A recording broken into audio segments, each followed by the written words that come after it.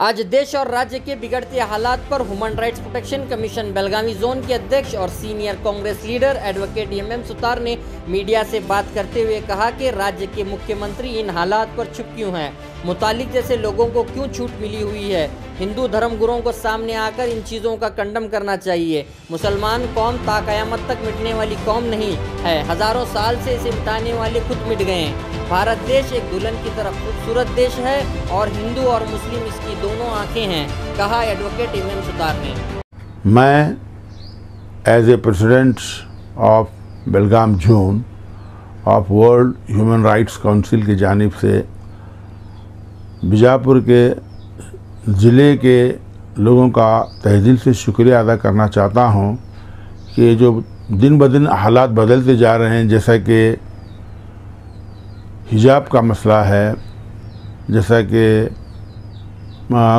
Mutton का मसला है, कटा हुआ या हलाल, और ऐसे बहुत सारे मसले उठ रहे हैं। और अभी रिसेंटली ये कहा जा रहा है कि जो मुसलमान लोग मूर्तियाँ बनाए हैं उनको पूजा न किया जाए।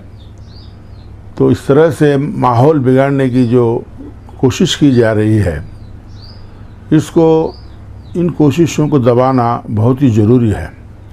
और ऐसे हालात में भी हमारे जो ज़िले के लोग हैं, बिल्कुल इन्हें डिस्टर्बेंस नहीं है, लॉ एंड ऑर्डर का प्रॉब्लम नहीं है, हिंदू और मुसलमान भाई भाइयों की तरह रह रहे हैं। मैं पहले भी कह चुका हूँ कि ये जो हिंदुत्व के नाम पर लड़ रहे हैं, ये हिंदुओं के भी दुश्मन हैं और मुसलमानों के भी दुश्मन हैं। और ख़ासकर हमारे ज़िले के पुलिस डिपार्टमेंट को भी मैं शुक्रिया अदा करना चाहता हूं कि उन्होंने भी बहुत ही अच्छा रोल अदा किया है और कहीं भी इसको भड़कने नहीं दिया है। मैं मुख्यमंत्री जी से पूछना चाहता हूं कि कौन ये लोग हैं, ये क्या चाहते हैं।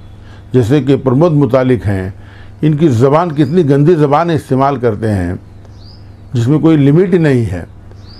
उनका कहना है कि जो बच्ची हासन में वो जो परसों हिजाब के मामले में लड़ने से उसको जो है उसको अरेस्ट करना चाहिए, ऐसी उसको और उसके वालिद को, ऐसी बातें कह रहे हैं।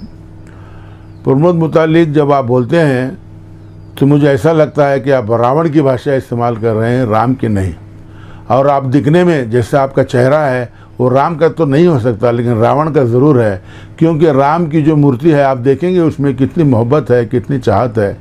राम ने कभी हिंदू मुसलमान नहीं कहा। लेकिन आज ये जो चल रहा है, इसके लिए मैं मुख्यमंत्री से पूछना चाहता हूँ कि आप खामोश क्यों हैं, क्यों ये उन लोगों को नहीं ताकीद देते कि भड़काने वाले भाषण न करें, मुसलमानों पर जुल्म न होने दें। और जो बड़े बड़े हमारे जो स्टेट लेवल के स्वामी जी हैं, इनको ये भी खामोश बैठे हुए हैं।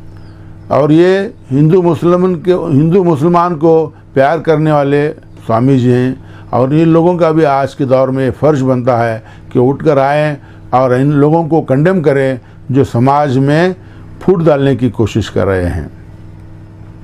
आज जो है हम बहुत ही खुशकिस्मत हैं और आने वाले दिनों में इसी तरह से एक दूसरे में हमें संयम बरतना है, प्यार मोहब्बत से रहना है। और ये वक्त की आवाज़ है।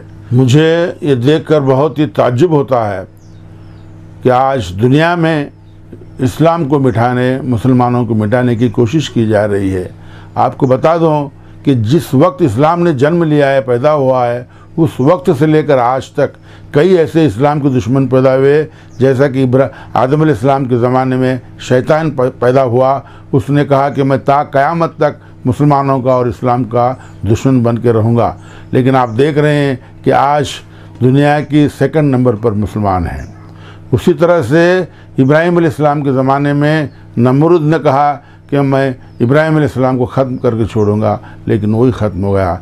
जैसा कि मूसा अलैहिस्सलाम के ज़माने में फ़िरौन आया और वो तो ओपन चैलेंज कर रहा था कि मैं इस्लाम को ख़त्म कर दूंगा, मैं खुदा हूँ। ऐसे लोग जो इस्लाम के दुश्मन हैं, वो दुश्मन थे, उन्होंने इस्लाम को कुछ नहीं किया। बाद में जो सामरी आया, सामरी कुछ नहीं कर सकता, यजीद आया। इस तरह से अगर आप देखेंगे तो इस्लामी मुसलमानों की दुश्मन की फहरिस्त बहुत लंबी है, लेकिन वो आज की तारीख में नहीं है। इस्लाम ज़िंदा है। मैं लोगों से जो इस्लाम के दुश्मन हैं, आज उनको मैं कहना चाहता हूँ जब से दुनिया पैदा हुई है, आपको मैं बताना चाहता हूँ कि ता क़यामत तक ये कौम रहेगी, ये मज़हब रहेगा, इसे कोई हिटा नहीं सकता, कोई भी नहीं। चाहे आप लाख कोशिश कीजिए, लेकिन इतना आसान नहीं है इस कौम को मिटा सकता है। कुछ बात है कि हस्ती मिटती नहीं हमारी, सदियों रहा है दुश्मन दौरे जहां हमारा। सदियों से दुश्मनी कर 700 साल मुसलमानों ने जंगें लड़ी हैं, वो जंग में भी जो है हम हारे नहीं हैं, मुसलमान जीत गए हैं। ये इस्लाम जो मज़हब है, ये बहुत ही अल्लाह का मज़हब है, ये फैलते रहेगा। मैं आखिर में ये कहना चाहता हूँ कि सदियों से, हज़ारों साल से हिंदू और मुसलमान यहाँ भाई भाई की तरह आए हैं। अगर आप देखेंगे कि कश्मीर में जो सबसे बड़े मंदिर है, जिसका नाम है अमरनाथ टेम्पल, उसके जो पुजारी हैं उनका बूटा मलिक, उसका और 1000 साल पहले बूटा मलिक उसका पुजारी था, और आज भी उसी ख़ानदान के लोग वहाँ पर पुजारी का काम कर रहे हैं। ऐसे हालात में जबकि हिंदू मुस्लिम बहुत बड़े बड़े देवताओं के मुजावर मुस्लिम हैं और बहुत बड़े बड़े दरगाहों के मुजावर हिंदू हैं, इसका मतलब ये हुआ कि हिंदू मुस्लिम की यूनिटी जो है वो बहुत हज़ारों साल पुरानी है। इसको आगे भी लेकर चलना है, क्योंकि हिंदू और मुसलमान, हिंदुस्तान की 2 आँखें हैं। हिंदुस्तान एक दुल्हन है जिसकी 2 आँखें हिंदू और मुसलमान हैं। अगर दुल्हन की एक आँख चली जाए तो आप अंदाज़ा कर सकते हैं कि उस दुल्हन की क्या हालत होगी। हिंदुस्तान एक खूबसूरत दुल्हन है और ये दोनों आँखें बहुत ज़रूरी हैं। और मैं हिंदू और मुसलमान भाइयों से गुजारिश करना चाहता हूँ कि इस देश को, जो बहुत ही खूबसूरत देश है, आज दुनिया में नाम कमा रहा है, तो इस देश की सभ्यता को जिसकी कायम रखें और इसको आगे बढ़ाएं। मैं MM Sutar, president world human rights council Belgaum zone, आपसे गुजारिश करता हूँ। अस्सलाम वालेकुम रहमतुल्लाहि व बरकातुहू।